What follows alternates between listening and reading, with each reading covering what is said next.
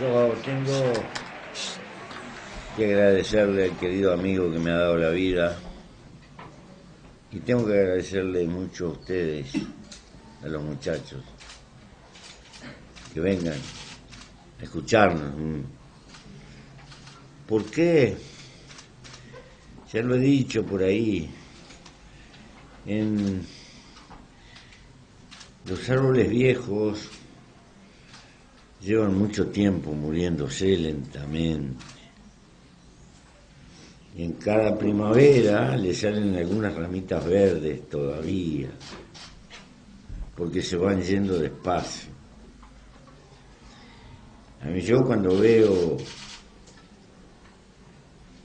muchachos jóvenes que tienen el despertar de la vida y los desafíos por delante, me pasa lo mismo que a los árboles viejos. Es como una primavera.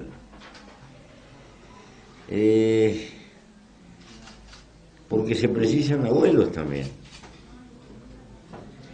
Porque hay que transmitir el destilado de los años que hemos vivido a las nuevas generaciones, no con la pretensión de que nos entiendan, sino apenas que recuerden y algún día, cuando ya empiecen a dejar de ser jóvenes, recuerden los porqué de consejos que se escuchan pero no se siguen, porque los hombres no aprendemos con la experiencia ajena, por desgracia, aprendemos con el dolor que vivimos. Pero se aprende mucho más del fracaso que del triunfo. Los triunfos envalentonan, nos ponen orgullosos y hasta vanidosos. Los fracasos, si no nos sepultan, si nos volvemos a levantar y volver a empezar, nos enseñan mucho, muchísimo. Y cuando se joven, se van a tener fracasos. Fracaso en el amor, fracaso en el trabajo, fracaso en amigos que pensábamos que eran y no lo eran tanto, o la vida les jugó trampa. Y hay que aprender a sobrevivir con eso, sin pasar cuenta, viviendo hacia adelante.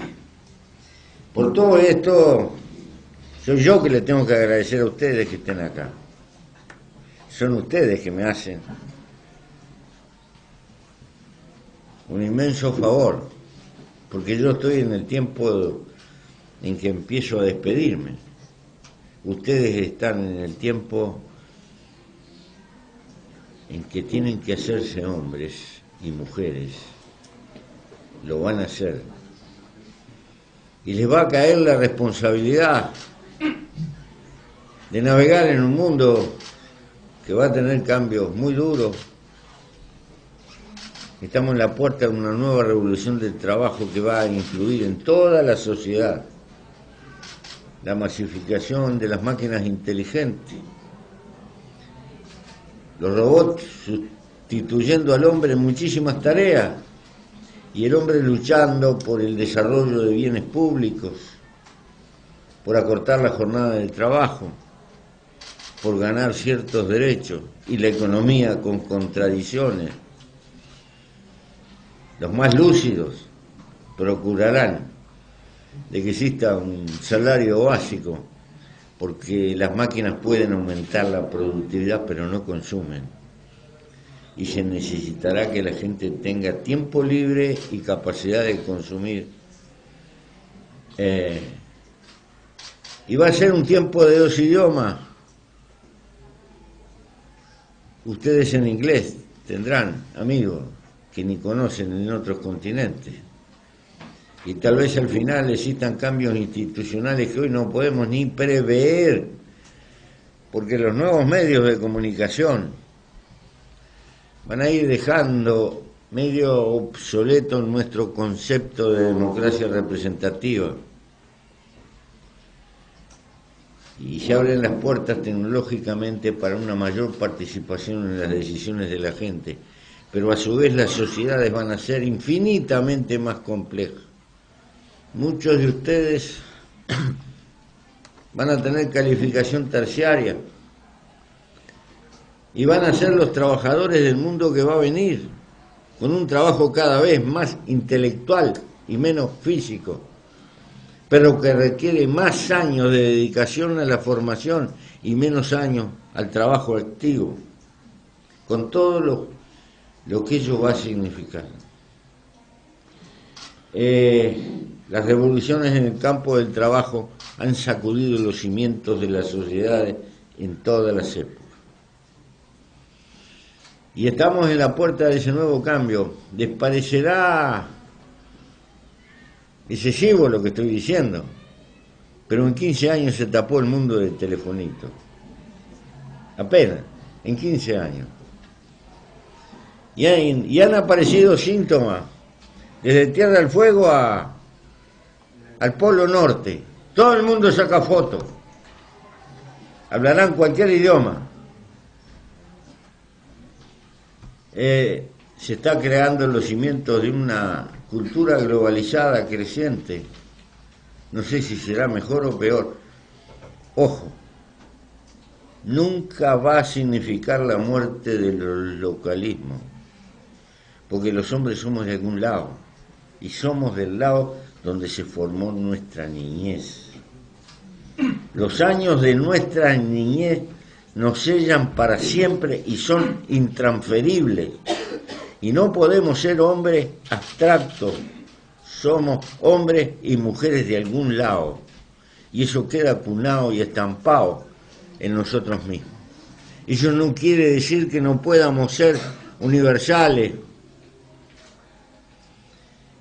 Nuestro razonamiento puede llegar a ser bastante universal, nuestro corazón no. Nuestros sentires más profundos están ligados a esos años intransferibles de nuestra niñez. Y hoy sabemos que la personalidad, de lo bueno y de lo malo, se empieza a gestar en la panza de nuestras madres. Y que los primeros 3 años de la vida son intransferibles y lo que se pierde ahí no se gana más. Y después, por todo esto, tenemos que recordar una cosa básica, muchachos. El estar vivo es un milagro. Es el milagro más grande para cada uno de nosotros. Nada vale más que la vida. Y ningún bien material puede equilibrar. Si la vida no se compra en el supermercado, la vida se está yendo. Por lo tanto, hay que luchar por la felicidad humana, porque es nuestra única aventura y nuestra única oportunidad en la soledad mineral del universo. ¿Qué implica ello? Somos monos raros. La naturaleza nos dio conciencia.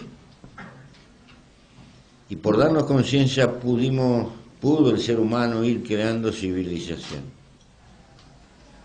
La civilización es la solidaridad de nuestros antepasados.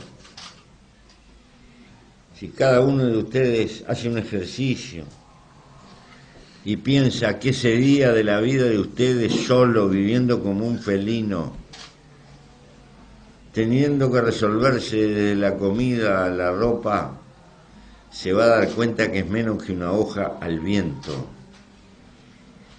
El valor que tiene la sociedad, el valor que tiene el vivir en equipo, el valor que tiene tener un cardiólogo cuando el corazón empieza a andar mal, y tener un mecánico que arregle el motor del auto, y tener un carpintero que haga una puerta, y tener un textil o una modista que nos pueda cortar los trapos que nos ponemos. Si no, andaríamos a lo sumo con algún cuero y algún taparrabo. Todo eso que significa la construcción de civilización es lo que nos legaron los antepasados, desde los que descubrieron el fuego y la rueda hasta hoy. Y querer la vida significa contribuir en algo a mejorar la civilización que le vamos a dejar a los que convoquemos a la vida. Antiguamente se educaba que bueno, que la vida humana era un valle de lágrimas y que de aquí íbamos a otro lado. Todavía hay algunas religiones que hacen la apología de los que mueren en la guerra van a vivir. Sí. No, mejor, acá está el paraíso y el infierno. Aquí está todo. Y hay que luchar para que la vida de cada uno de nosotros transcurra con el margen mayor de felicidad. ¿Y qué es ser feliz? No es un problema sensorial de sentir felicidad en la piel. Es problema de equilibrio, de dar gracias a la vida, de tener alegría de vivir, de comprometerse con la vida. Es precisamente darse cuenta que ese milagro de vivir se llena y tener el coraje de cantar de mañana como hacen los pájaros cuando amanece, que agradecen a la vida y después salen cada cual luchando en su pitanza. Y es bueno recordar esto, muchachos. ¿Por qué? Porque lo central de la felicidad son cultivar los afectos. Y los afectos los dan las cosas vivas, no las cosas inertes. Pero para cultivar afecto hay que tener tiempo. Y para tener tiempo hay que recordar que en nuestra vida tenemos que trabajar para vivir, porque sin el que no trabaja está viviendo a costa de alguno que trabaja. El que no trabaja directa o indirectamente está consumiendo el esfuerzo de vida que ha hecho otro. Pero a su vez, la vida no se hizo para trabajar. Hay que garantizarse el tener un tiempo libre para cultivar los afectos. ¿Cuáles son los afectos? La familia, el cariño, los hijos, el puñado de amigos. El tener tiempo para mirar una tarde de sol o pescar una anguila en un arroyo, no sé. Esa es la libertad. Ser libre significa tomar la decisión de usar el tiempo de nuestra vida en lo que se nos ocurre, sin perjudicar a otros. Porque es una palabra linda, la libertad, pero media queda en el aire de las cosas abstractas. Mientras tienes que trabajar para parar la olla, para comer, ahí estás cumpliendo con una obligación por el hecho de estar vivo. Eres libre cuando tú eliges en qué gastas ese tiempo y ese margen. Pero si no te aseguras ese margen, el mercado te puede robar todo el tiempo de tu vida, porque te impone. Es una cultura que nos rodea, compre esto, compre el otro. Y precisas, tienes que tener el busito con el cocodrilo y los championes de marca. Y si compras el autito, tienes que comprar otro que sea más grande. Y si es alemán, mejor. Y así sucesivamente. Y si tienes una casa en un balneario aquí, no, tienes que conseguir la casa en Miami. Y tienes que codearte, y así no paras nunca más. Como decía Séneca, pobres son los que precisan mucho. Si no te pones un límite en la cabeza, el mercado te chupa la vida. Y puedes caer en la tontería de decir, yo no quiero que a mi hijo le falte nada, pero resulta que le faltas tú. Que no puedes perder 2 horas de salir con tu hijo a caminar por la calle y enseñarle esto y el otro y jugar con él. Porque no tienes 2 horas libres, porque tienes que andar así. Guarda con esa es la plaga de nuestro tiempo. nos condena a la soledad de adentro. Podemos estar adentro de la multitud, pero sin rueda humana, sin intercambio, sin amigos, sin querer, sin relaciones afectivas, la vida no puede ser nunca feliz. Y digo esto porque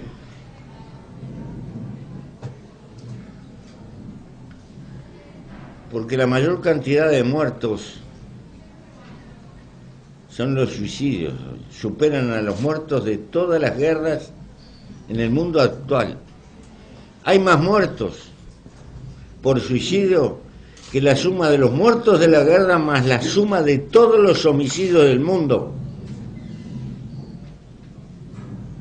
¿Por qué? Es el único animal que atenta contra su propia vida. Quiere decir que algo pasa acá. Si la vida es el valor mayor que podemos tener, atentar contra la vida significa que la vida se nos transformó en una carga, en una negación, en un sacrificio. Algo está fallando y este es un problema cultural. No es un problema de riqueza o de pobreza, es un problema de felicidad. Por eso, muchachos, vale la pena hablar de estas cosas.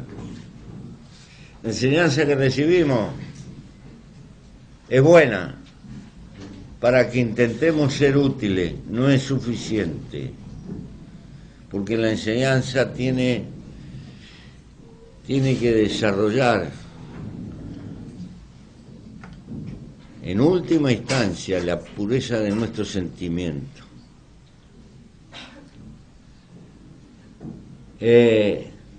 Hasta cierto punto,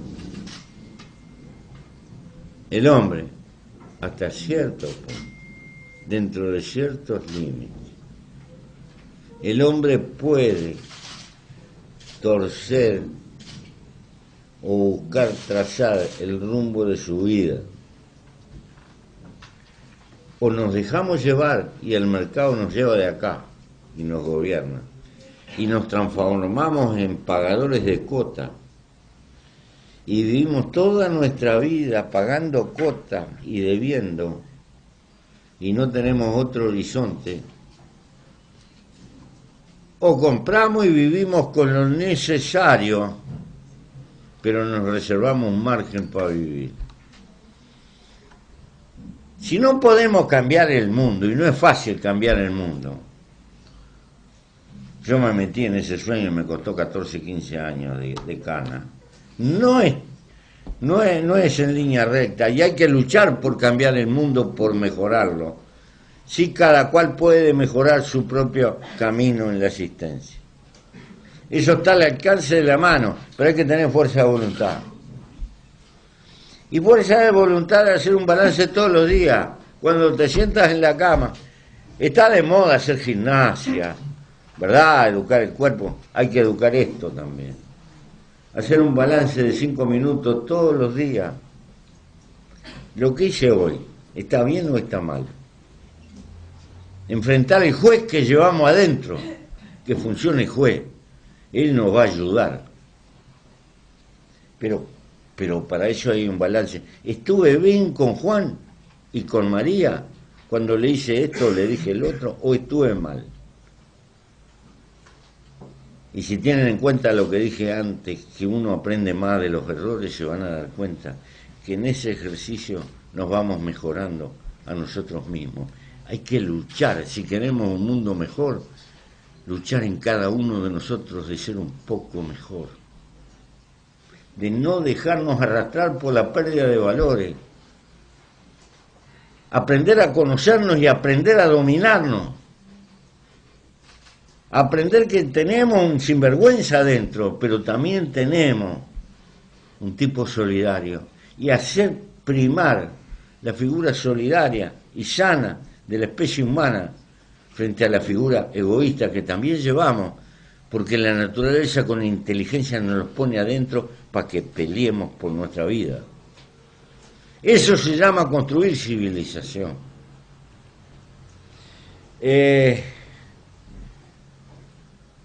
Yo sé, yo no quiero hablar de política, porque todo es política. Prefiero hablar de la vida, sinceramente. Pero quiero resumir. Como somos gregarios, no podemos vivir en soledad. Siempre pienso que la afirmación de Aristóteles es maravillosa. El hombre es un animal político. ¿Por qué? Porque es gregario. Necesita sociedad. Pero la naturaleza nos hace semejantes, no iguales. Por lo tanto, tenemos matices. Y siempre va a haber conflictos en la sociedad. Alguien tiene que administrar y amortiguar los conflictos que son inevitables porque necesitamos sociedad. Si se rompe la sociedad, es el mundo de la soledad, de la fiera, cada cual hace que haga la suya. Y ese es el papel de la política. El papel de la política es intermediar en las contradicciones que inevitablemente existen y existirán siempre en la sociedad. ¿Por qué? Si fuéramos perfectos, si fuéramos dioses, no tendríamos conflicto.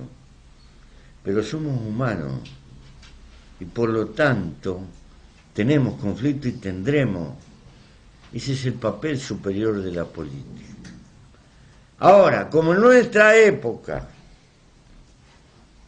hemos sustituido, tenemos un Dios cristiano que anda por ahí, un papa, una iglesia y otras iglesias, pero en realidad estamos en un mundo muy laico, de hecho, y el nuevo Dios es el mercado.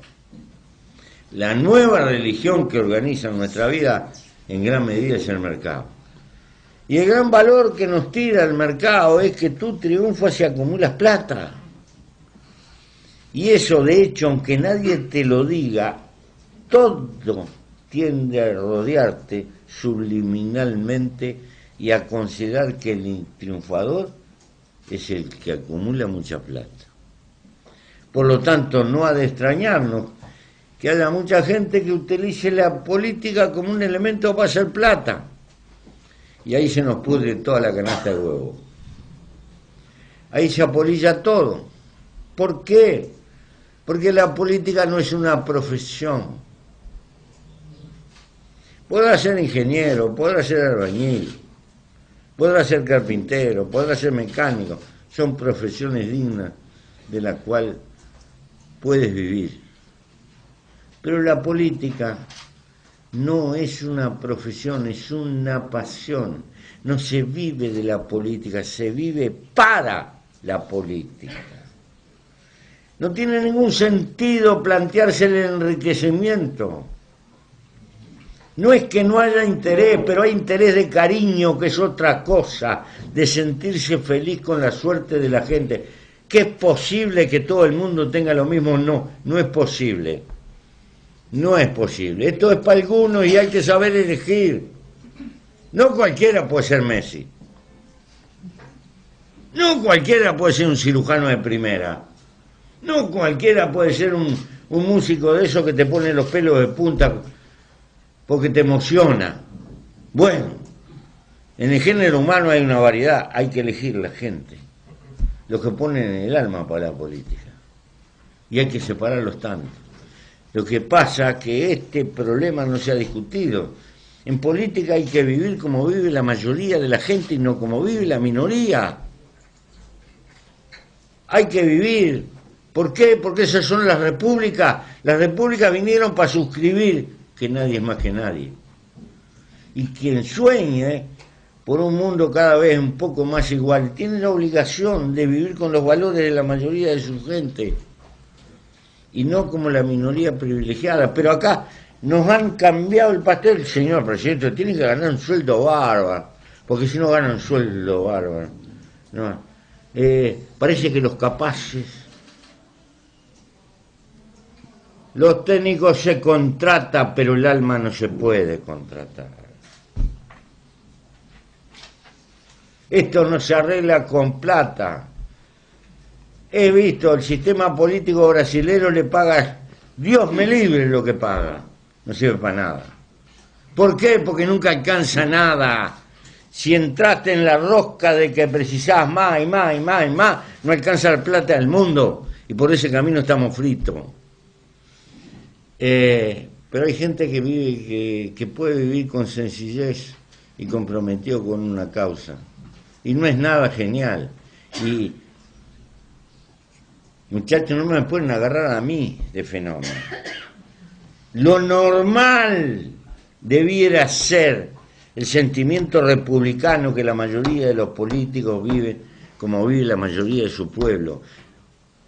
Un escaloncito común y corriente de la clase media humilde, ni siquiera de lo más acomodado de la clase media. Y no se precisa más, alcanza y sobra. ¿Por qué? Porque abajo de ese nivel todavía tiene mucha gente que está más jodida, con mucho menos medios.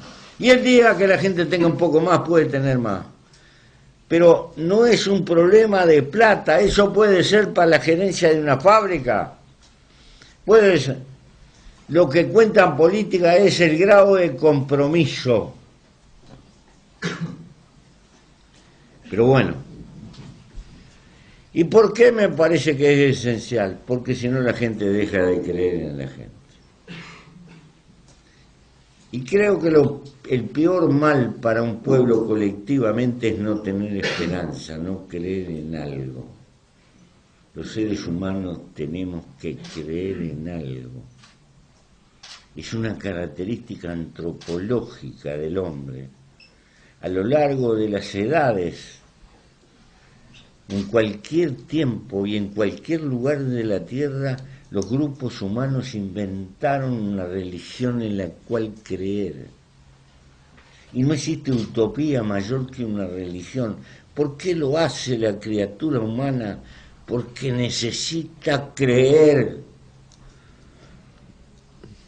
Colectivamente como sociedad tenemos que creer. Y nuestra enfermedad contemporánea es que tendemos a no creer en nada.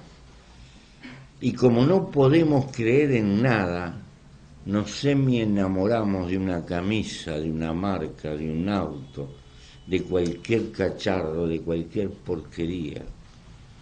Porque en definitiva no podemos creer. Y creo que este es la crisis más grave contemporáneamente. Reflotar ese nivel colectivo de amor a la vida me parece esencial. Finalmente, muchachos, a ustedes les va a tocar vivir un mundo distinto y tendrán la responsabilidad de luchar en él. No va a ser una hamaca paraguaya que se mece con el viento. No, la vida es lucha. Todo progreso social siempre costó lucha. Desapareció la esclavitud porque hubo gente que luchó, desapareció. Las 8 horas de trabajo un día se reconocieron porque hubo gente que luchó y murió por ella. Todo, la jubilación, todo progreso humano significó gente que luchó. Y gente que luchó colectivamente y que hizo corrientes de pensamiento. Así ha sido desde la antigüedad. A ustedes les va a tocar o resignarse o vegetar o luchar. Eso va a depender de la decisión que tome cada cual en su cabeza. Uno puede expresar inconformismo en una rueda de amigos en un boliche.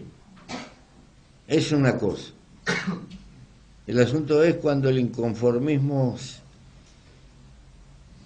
se multiplica en la organización humana y se transforma en colectivo. No hay hombres insustituibles y tipos fenomenales. Hay causas fenomenales. Esas son el verdadero motor de la evolución humana. Por eso,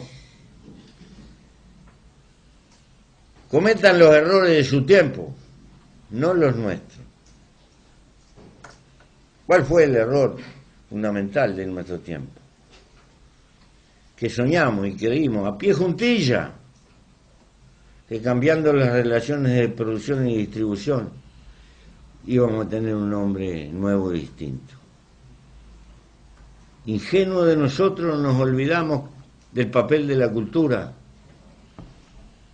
y no comprendimos que si no cambia la cabeza no cambia nada, aunque cambie la apariencia del mundo material, y que construir una sociedad mejor es construir una cultura mejor, valores mejores.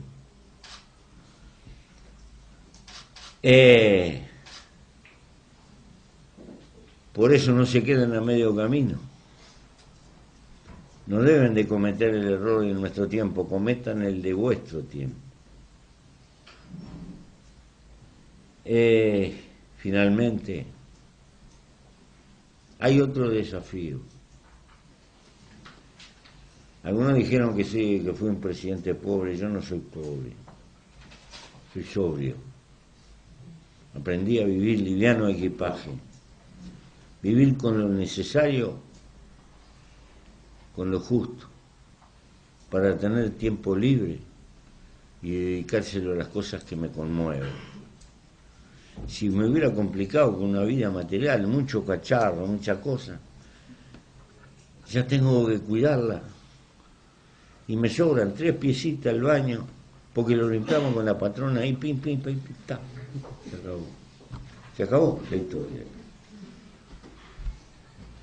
Y dice, pero anda con un auto viejo que tiene 30. No preciso más, porque tiene repuesto hasta en la farmacia, no paga casi nada de patente. Y yo soy un viejo, y un viejo a 140 kilómetros es un peligro.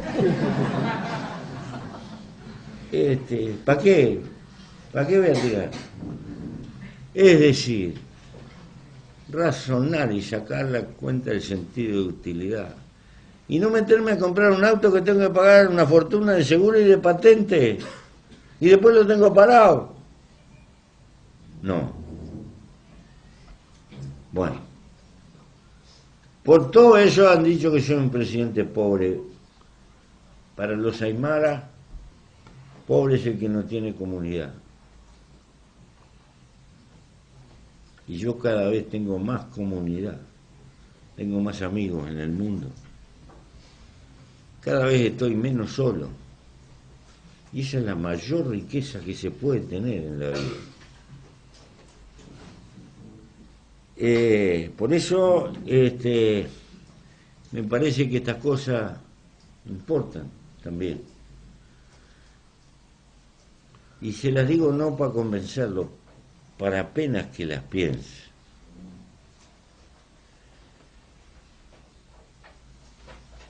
Lo otro, insisto,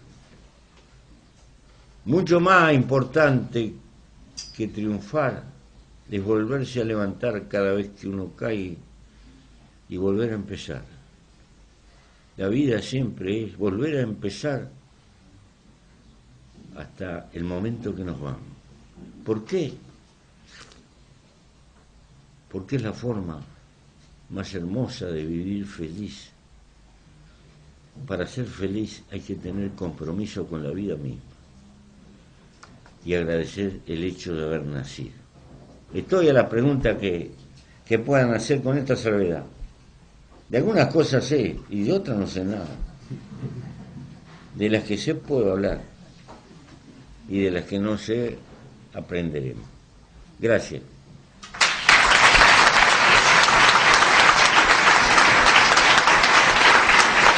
Qué bonito, ¿eh? Esta frase de la todos alumnos.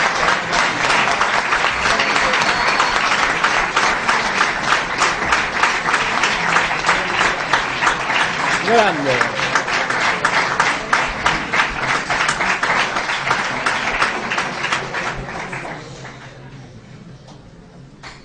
¿Alguna pregunta?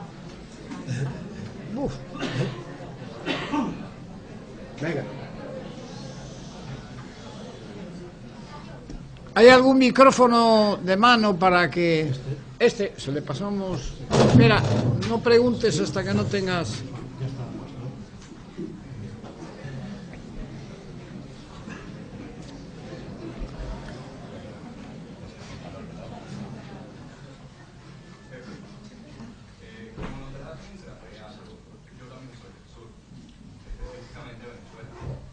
No te escucho en nada, hermano. Ven más para acá, ven para acá. Belgi. Estaba abierto, ¿eh?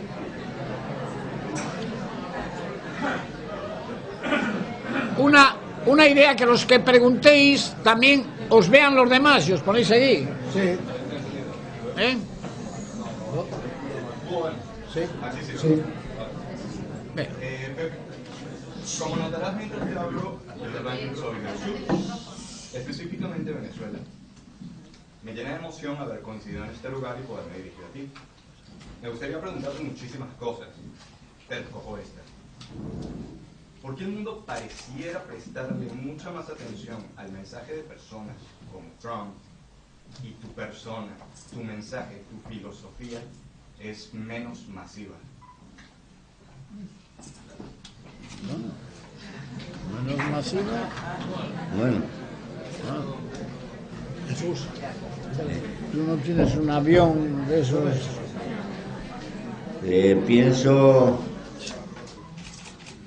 pienso que es natural que sea así.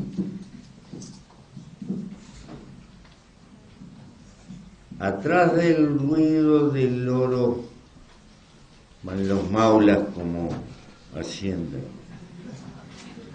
No hay flojo que no se venda por una sucia moneda, pero siempre en mi patria queda gente criolla y buena que la defienda. Dice un poeta argentino, don Atahualpa Yupanqui, la condición humana tiene inclinación en nuestras sociedades de mercado al éxito, al ruido, a la frivolidad, al pamento. Es cierto. Pero en esa sociedad donde votaron a Trump, también hay gente, hay un mundo universitario de un valor incalculable. Los más profundos investigadores de este mundo,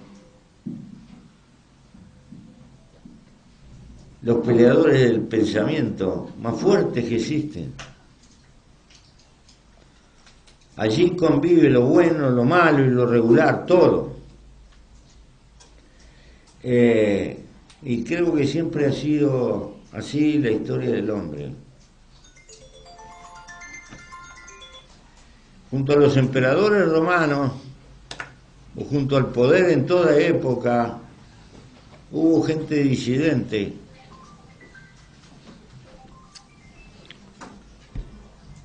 Solón, en la historia griega, ya era un solidario. ¿Por qué? Porque llegó al poder y le dio la libertad a los esclavos por deuda. Nada más ni nada menos. Hay que ubicarse en el contexto de su época y de su tiempo. Epaminondas, los hermanos Graco, el rey Asoka en la India, preocupado por la suerte de los pobres, Jesús, el hijo de María, no el hijo de Dios, el hijo de María, también supo y pagó con la vida. Bueno, hay una cara conservadora, hay una cara reaccionaria y hay una cara que lucha por el progreso. ¿Sabes una cosa? Ninguna triunfa definitivamente. Apenas subimos escalones en la escalera de la construcción de la civilización humana. Y hay que tener la humildad estratégica de ver la historia del hombre. Avanzamos un poco, 3 escalones y perdemos uno. O perdemos 2 y de repente queda uno solo y vuelta a empezar y así sucesivamente.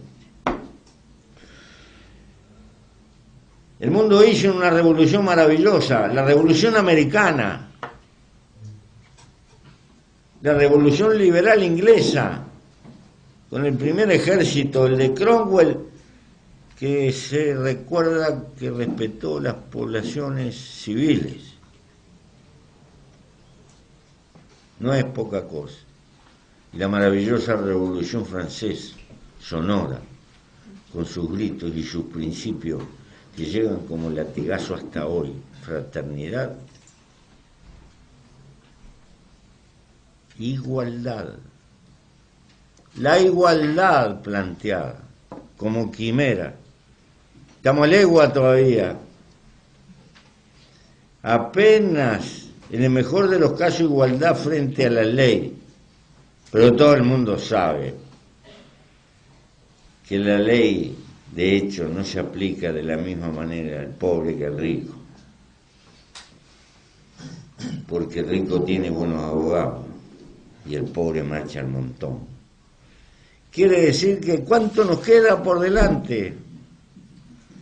La democracia representativa, ya vemos los defectos que tenemos. Mirá la cosa que votó el pueblo americano. Se me puede decir, bueno, tenía para elegir entre Guatemala y Guatepeor. Sí, está bien.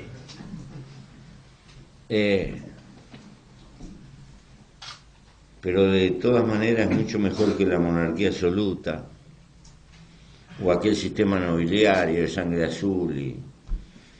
Pero yo espero que tu generación dé un salto y se arrime un poco más a la igualdad.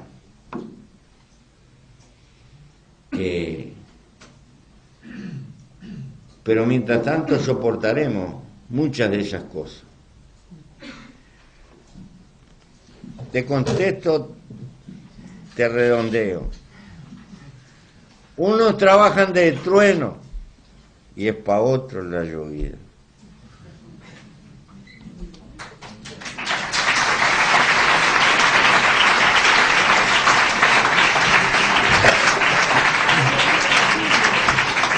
En Uruguay. La mayor conquista, que cuando me fui del gobierno quedaban 9,5% de pobres y 1,5% de indigentes. Es nuestra mayor conquista porque 10 años atrás teníamos casi el 39% de pobres. También es mi mayor frustración, porque el Uruguay es un pequeño país pero con muchos recursos y no tiene justificación de que todavía haya gente pobre, mucho menos que todavía queda un puñado de gente indigente. Si no hicimos más porque nos faltó capacidad y espero que los que vengan sean mejores. Porque los mejores dirigentes no son los que hacen más, son los que cuando desaparecen dejan un conjunto de gente que los supera con ventaja. Porque la rueda de la vida es muy grande y hay que transmitirse hacia nuevas generaciones, porque nunca está terminado lo que tenemos que hacer. ¿Más preguntas? Carmen. Quería preguntar qué se plantea una persona que piensa cuando está encerrada en una habitación de 2 metros cuadrados en casa. ¿Cómo es que dijo? ¿Qué se plantea una persona que piensa cuando está encerrada en una habitación de 2 metros cuadrados en la cárcel? Bueno, tú puedes estar encerrado, el cuerpo, pero todavía no pueden encerrar tu cabeza, tu imaginación, tus sentimientos. Entonces, para resistir puedes organizarte el mundo. Caminas 3 pasos para allá y 3 pasos para acá. En ese caminar sacas la cuenta de los kilómetros que haces y dices, cada día camino tantos kilómetros para más o menos mantenerme y no votar. Y buscas algún rasgo de vida. Puedes observar que las hormigas pueden gritar. Esto es literal. La gente no me cree. Pero si agarras una hormiga negra y la pones acá, vas a ver que chilla y que grita. Y te puedes entretener con las telas de araña, viéndolas tejer, o guardar una amiguita para que unas ratas se acostumbren a venir a determinada hora a comer. Todas esas cosas tienen una dignidad enorme, son vivas. O unas ranitas a las que le pones un vasito para que se bañen, de esas ranitas pequeñas de zarza. Y puedes construir herramientas con tu cabeza. Y si te dejan leer, puedes construir un mundo.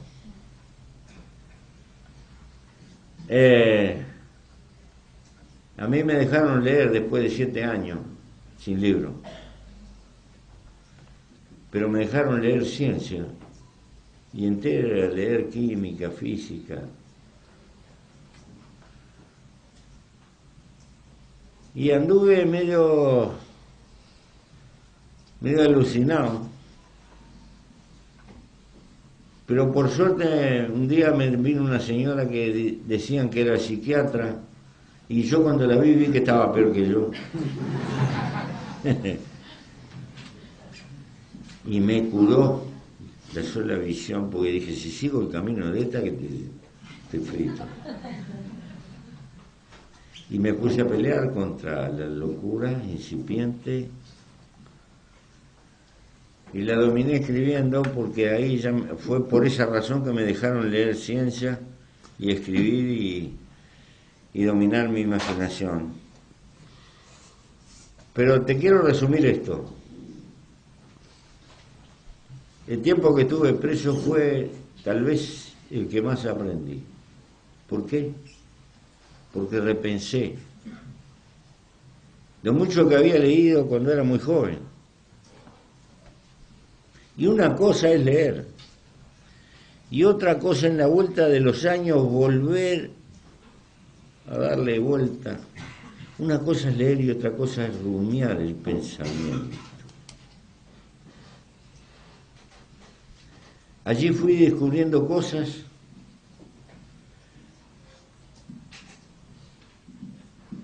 que me fueron cambiando y la manera de ver y enriqueciendo. Por eso no tengo ningún mérito. El mérito es de la circunstancia. Si yo no hubiera vivido una peripecia tan dura, no hubiera recibido tanto beneficio. Es por eso que les dije en algún momento, se aprende más del dolor que de la bonanza.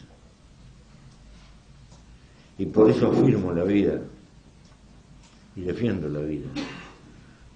Invito a la gente a tener coraje de vivir.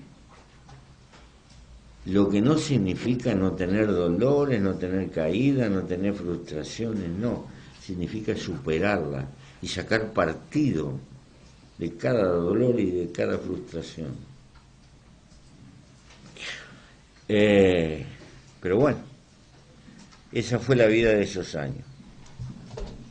Preguntas por ahí, que había por ahí alguna, Víctor.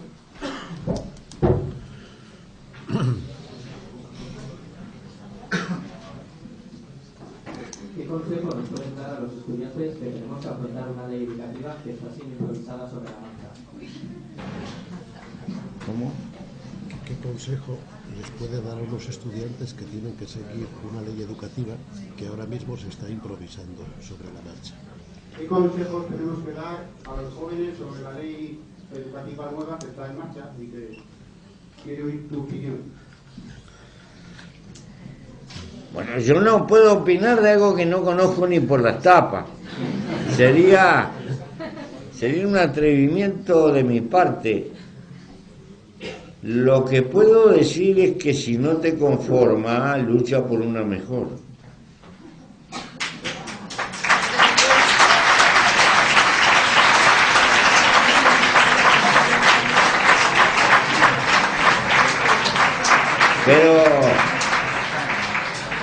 Pero recuerda una cosa, Ningún cordero se salvó volando.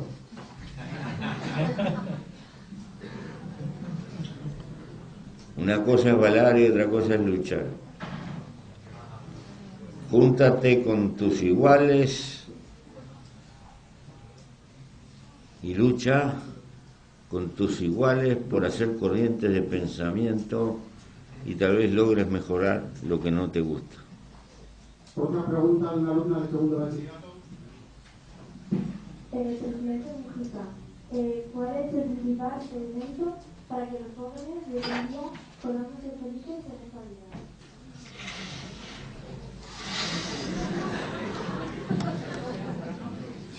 Pregunta, no sé si lo has oído bien, de cuál es el principal impedimento para que los jóvenes podamos ser felices en esta vida.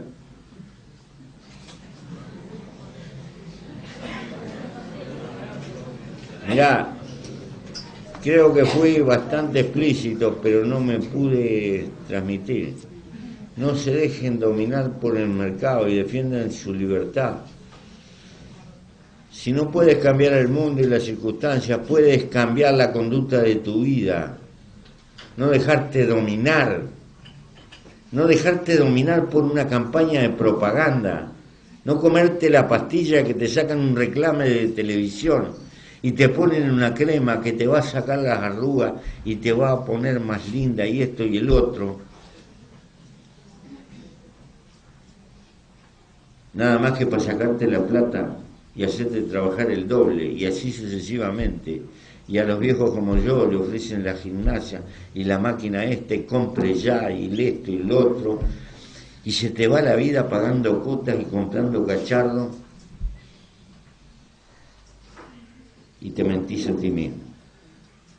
Para ser feliz tenés que tener tiempo para los afectos. Y para los afectos significa que tienes que gastarte un tiempo para trabajar, pero tener un tiempo para ejercer tu libertad, tus sentimientos y tus relaciones.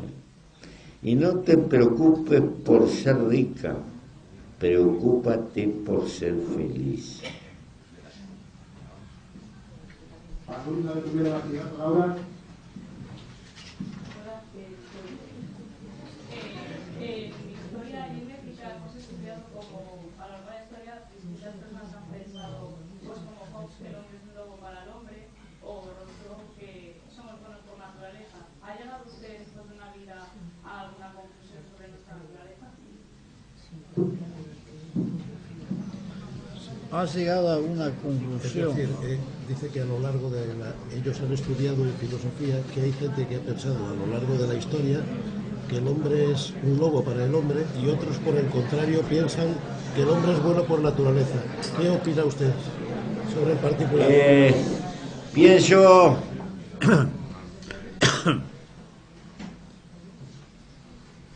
Pienso que sí, fui bastante explícito. Esa afirmación de que el hombre es el lobo del hombre de Hobbes, el padre ideológico del fascismo, que establece que el hombre necesita la seguridad y que el Estado le tiene que garantizar la seguridad y tiene que constreñir todas esas manifestaciones del lobo. Es la raíz que lleva el pensamiento totalitario. Como el hombre es malo, el Estado tiene que asegurar la seguridad de todos e imponer un régimen fuerte de dominación y de imposición que limite las maldades del hombre. No estoy de acuerdo con eso. Ya lo vimos cuál es el resultado de ese libro. Es cierto que el hombre tiene una cara egoísta que nos lo pone como a cualquier cosa viva la naturaleza para que tengamos la necesidad de pelear por nuestra vida y la de los seres que nos rodean. No es diferente ese egoísmo al egoísmo que tiene el perro cuando pelea por el hueso. Es una máquina biológica de defensa de la vida. Pero nos coloca otra cosa también contradictoria. Tenemos que construir sociedad, porque dependemos de los grupos humanos. La épica más grande de la historia de la humanidad no es el viaje a la luna o la carrera espacial. La épica más grande la hizo el hombre prehistórico, que arrancó caminando de África con grupos humanos y conquistó todo el globo terráqueo, incluso las islas de la Polinesia, llevando familia, llevando hijos, llevando mujeres. Y abrió. ¿Por qué lo pudo hacer? Porque creaba sociedad y se movía con sociedad. Probablemente la solidaridad empezó el día que un hombre quedó apretado por un árbol y pegó el grito: ayúdame, ayúdame. Es decir, la solidaridad no es altruismo, es hoy por ti, mañana por mí.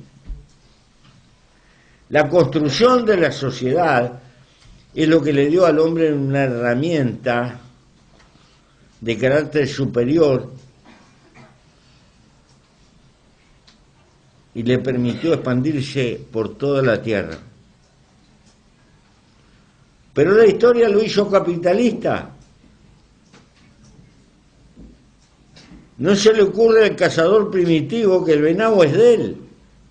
El venado pertenece al grupo humano al que él pertenece.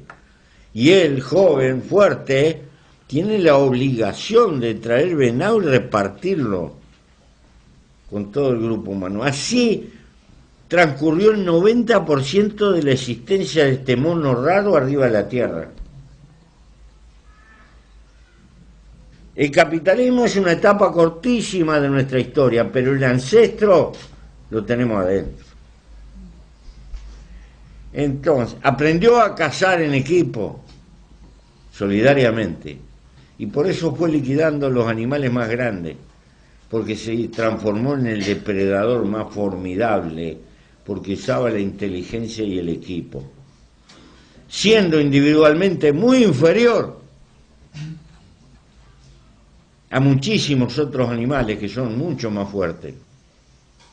Bien. Es la construcción de civilización la garantía de frenar nuestro egoísmo y acentuar nuestra solidaridad. ¿Por qué? Porque la solidaridad en el largo plazo nos conviene mucho más a todos. Y hoy el capitalismo sacó toda la fuerza del individuo y desató una fuerza de carácter fenomenal que ha cambiado la historia de la humanidad.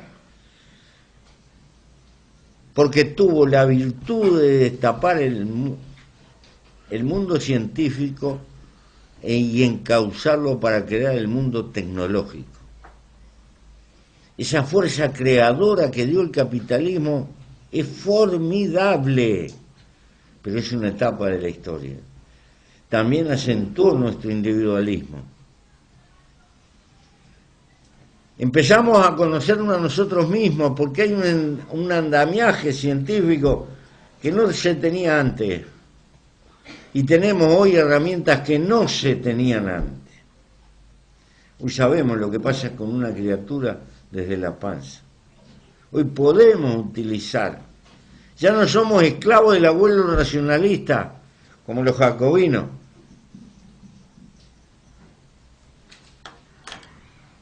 Hoy sabemos que los sentimientos deciden. Después la cabeza establece los argumentos para justificar la decisión que previamente tomaron nuestros sentimientos. No lo sabíamos. Creíamos que el hombre razonaba, luego decidía. Bueno, estas cosas nos permiten un andamiaje de carácter científico que están creando la base probablemente para una sociedad distinta, pero va a llevar su tiempo y sus dolores, como todo parto. El hombre tiene una cara de lobo, a veces, también tiene la otra. El problema es con la civilización acentuar la otra, y sujetar la cara del lobo. Por eso estoy entre los que dicen que un mundo mejor es posible, porque ha sido posible. Señora, alumna de segundo bachillerato.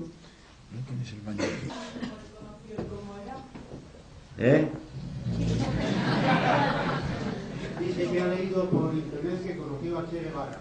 ¿Le puedes contar cómo le conociste y cómo era? Bueno, era un irónico mordaz.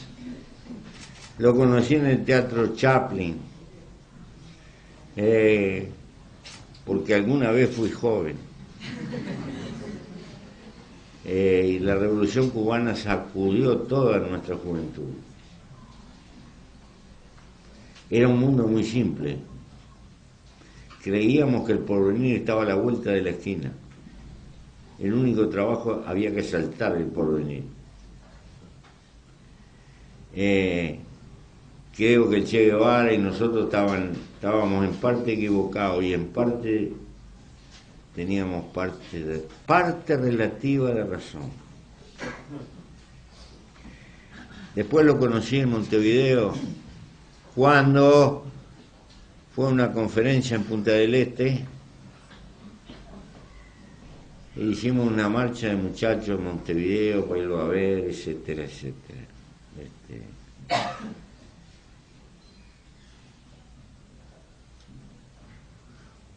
El Che Guevara es un mito y es una especie de Quijote de los tiempos modernos. Un gran batallador, incansable, muy argentino, mordaz, melancólico, por momentos triste, por momentos hiriente, y obviamente de los que ponen la carne en la parrilla.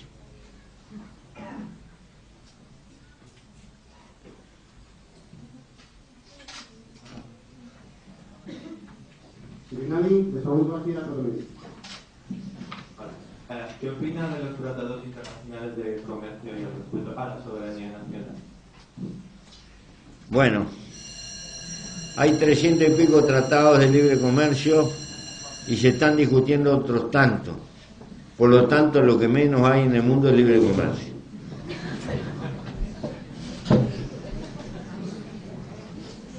Pero esos tratados son la sustitución de un sueño que quedó hipotecado, que fue el sueño de un mundo más abierto, con relaciones comerciales mucho más abiertas, que le dio origen a la OMC, a la Organización Mundial del Comercio, y respondió mucho más a la tentativa de creación de un mundo de bloques, fundamentalmente monitoreado por el interés de las transnacionales. Las relaciones que han impuesto en muchos casos son favorables a las transnacionales, lo que no equivale a decir que sean favorables al interés de los pueblos. Para que se entienda esto, que esto explica en parte lo de Trump. El NAFTA llevó a una instalación de un conjunto de industrias en la frontera con México, que antes estaban en Estados Unidos. ¿Por qué fueron? Porque el salario mexicano es ridículo frente al salario norteamericano. Aproximadamente $3.50 por día gana un trabajador de la maquila. Ese es el piso de lo que gana un trabajador en Estados Unidos por hora. Por lo tanto, el pueblo norteamericano en sí no se benefició, más bien lo contrario. Y podríamos decir, ¿se benefició el pueblo mexicano? Tampoco, porque perdió 2 millones de campesinos que no pueden competir con la agricultura norteamericana. Agricultura norteamericana que trabaja con los brazos de obreros mexicanos que han cruzado la frontera. Bueno, quiere decir que los pobres mexicanos que cruzan la frontera terminan haciendo agentes laborales que le cortan las patas a los campesinos por una razón de mayor productividad, por el capital, la tecnología, etc. ¿Y quién fue que se benefició? Las transnacionales. Por eso hay una enorme clase media baja en Estados Unidos que siente que sus ingresos están congelados hace 20, 30 años. Y es la desconforme con los tratados y es la que vota Trump y se come la pastilla. Es la misma que sacó a Inglaterra de los tratados de la Unidad Europea, una contradicción adentro de la propia derecha, porque el mundo transnacional está creando una estructura comercial del mundo por encima de la soberanía nacional de los estados, pero no resuelve el problema de la gente. ¿Por qué? Porque propende acentuar la desigualdad en la distribución económica como nunca se ha visto en otra etapa de la historia humana. Para que tengan una idea, hace 3 años había 82 señores que tenían 3.000 millones, tenían lo mismo que 3.000 millones de habitantes del planeta. 82 tenían lo mismo que la mitad de la humanidad. Ahora ya no son 82, son 60. En América Latina hay 32 personas que tienen lo mismo que 300 millones de habitantes. Pero lo peor es que el patrimonio de esos 32 crece a una tasa del 21% anual, mientras que la economía de todo el continente apenas está creciendo al 2%. Quiere decir que la riqueza se concentra más y más y más. Y vastísimos sectores de clase media perciben esto. Entonces, son los que cuando le dicen la culpa la tienen los mexicanos, la culpa la tienen los chinos, la culpa la tienen los negros que vienen de África, toda esa respuesta de carácter nacionalista prenden en esa gente por lo que le está pasando y produce ese chauvinismo que está refloreciendo, que se ve en Europa, la señora Le Pen, la ida de Inglaterra, etcétera, responden al mismo fenómeno. El mismo fenómeno que llevó a Trump a Estados Unidos. Ahora se puede poner lindo esto. Si Estados Unidos levanta un proyecto ultra proteccionista y se cierra, puede estar bastante complicado el comercio mundial. Así que ya ves lo que pienso en los tratados. Cristina, primera tía.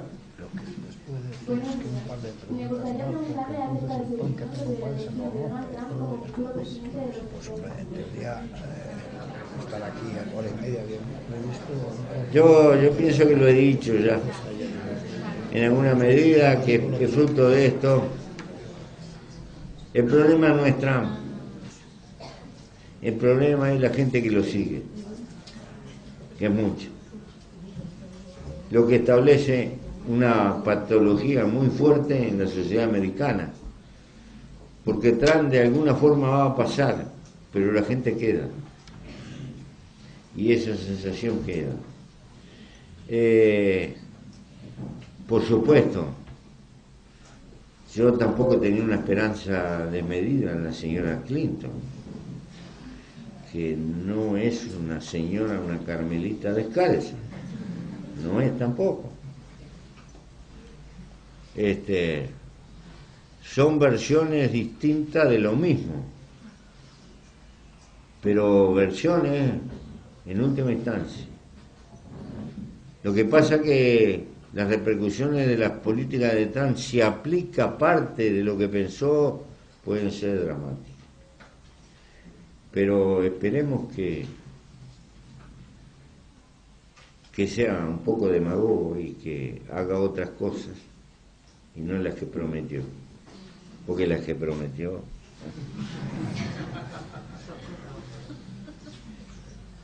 Julia, que todo el mundo va girando también.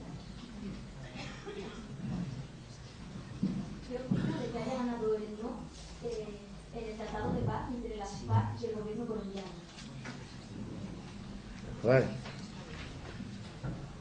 Que haya ganado el no en el Tratado de Paz de Colombia. Bueno, la verdad, un proceso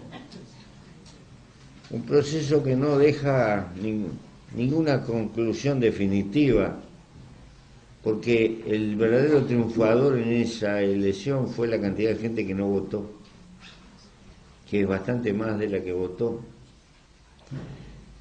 Y la gente que votó, lo que decidió fue un margen muy flojo. Creo que hay un margen de confusión importante, porque naturalmente hay gente que tiene un sentimiento de dolor y un anhelo de justicia. Y desgraciadamente las guerras, la solución que tienen del punto de vista de la academia, las guerras son que algún contrincante triunfa e impone las condiciones de paz al perdedor, o la guerra se termina por alguna negociación. 50 años, que no son 50, son más, porque esto empezó con la muerte de Gaetano, y lamentablemente a la gente no se la informa. El asesinato de un candidato a presidente liberal, muy querido por la gente pobre, y la intolerancia de una oligarquía muy dura, que se dedicó después de matar a Gaetano a perseguir a una rama de los liberales que se refugiaron en una parte de Colombia, fundaron 2 semi-repúblicas, la del Cauca y Marquetalia, que fueron arrasadas militarmente, y ahí tomaron la decisión de transformarse en ejército, y allí se fundan las FARC. Si no sé, es muy difícil explicar este fenómeno y las repercusiones que tiene en 50 años.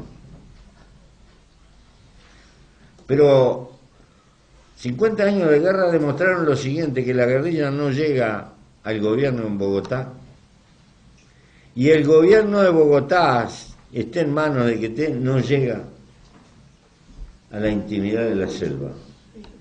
Y 50 años de guerra no parece que sea un proyecto de ningún país. Al final, la política trata de actuar como partera de la historia, y me parece que en Colombia no hay otra salida. Hay que conocer lo que es la geografía de Colombia. Lo que son montañas tapadas de árboles de 40 metros, con un sotobosque más bajo y con otro sotobosque más bajo, donde hay lugares donde no llega el sol nunca al piso, y donde hay lugares como Chocón donde llueve, el lugar del mundo donde llueve más, 10 veces el promedio de lo que llueve en una ciudad de Europa. Al punto que la lucha peor de la guerrilla es con las enfermedades más que con las balas. Tengo anécdotas que me han contado gente que estaba en la guerrilla, de estar durmiendo una noche en un lugar y pasar una columna del ejército a 10 metros, ni el ejército darse cuenta que ellos están durmiendo, ni ellos darse cuenta que pasó el ejército, darse cuenta al otro día por el trillo que hay en el piso.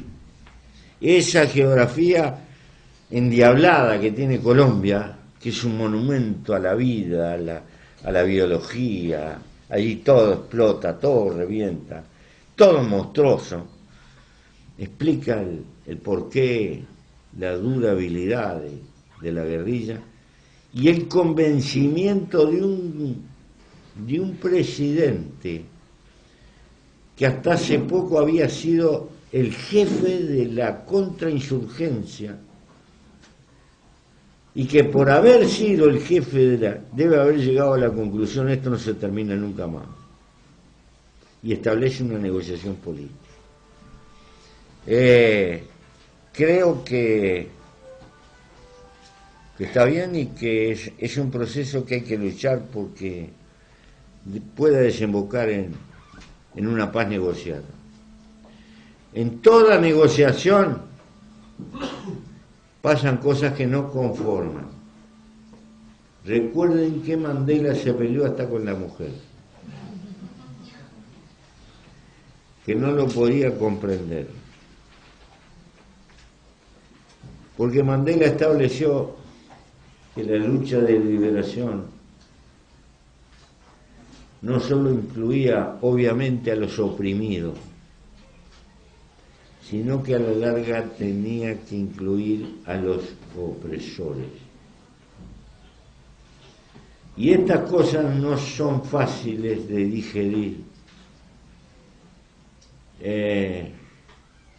y causan muchas contradicciones y mucho dolor, pero difícilmente se pueda encontrar caminos de paz cuando las situaciones son tan complejas y endiabladas. Franca, de primero a su nuevo. Si fuera el presidente de España, ¿qué os trataría de cambiar primero? No. Hay mucho ruido. ¿Qué cosas querrías cambiar primero? ¿Cómo qué? Si fueses presidente de España, ¿qué cosas querrías cambiar primero? Mira, querida, tácitamente, aunque soy apenas senador y no soy presidente, yo tengo que mirar los intereses de mi pueblo. Si me pongo a tirar mucho la lengua de lo que pienso de España, no voy a arreglar nada en España, pero le puedo ganar una antipatía con los intereses de mi pueblo. Entonces mejor me callo la boca.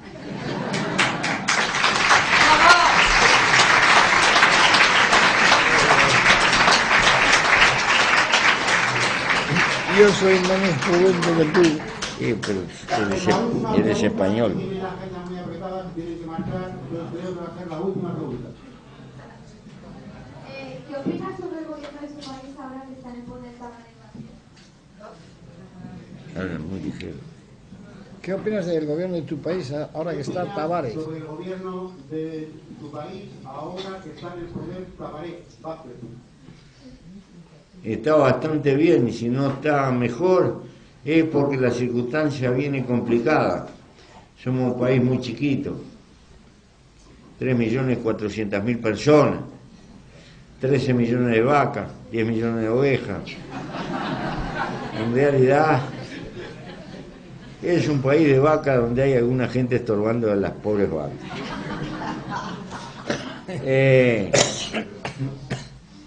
Pero tenemos un vecino poderoso, Brasil, 200 millones de habitantes, 200 millones de vacas.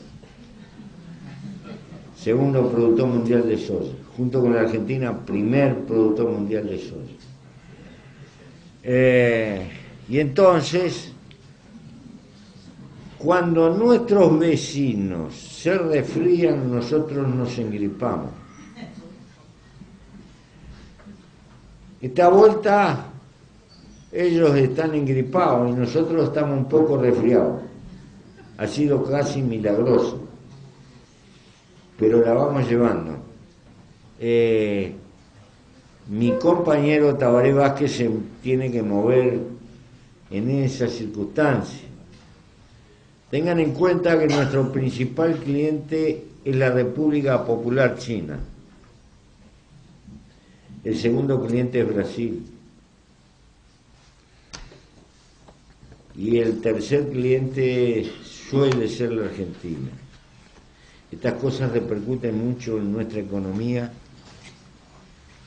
y bueno, tendremos que esperar que los vecinos mejoren un poco. De todas maneras, en América Latina, desgraciadamente, pudimos construir la independencia de unos cuantos países, pero queda pendiente la construcción de la nación. América Latina es una nación entera, dividida en varios países. Hablamos la misma lengua y tenemos parte de una tradición en común.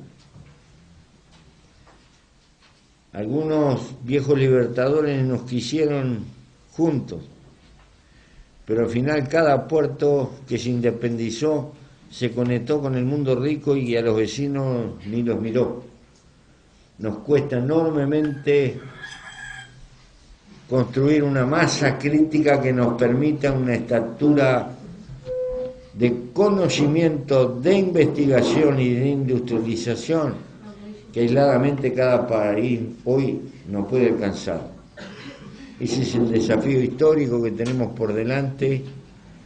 No sé si algún día lo podremos cubrir. Nuestra desgracia, demasiado ricos en recursos naturales.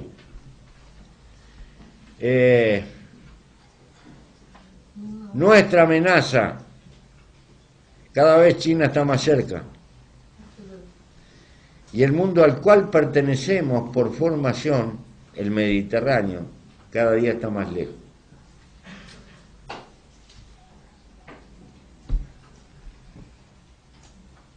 Así que nuestro futuro está lleno de incertidumbre. Vamos a seguir jugando al fútbol bastante bien, eso sí. Bueno, ya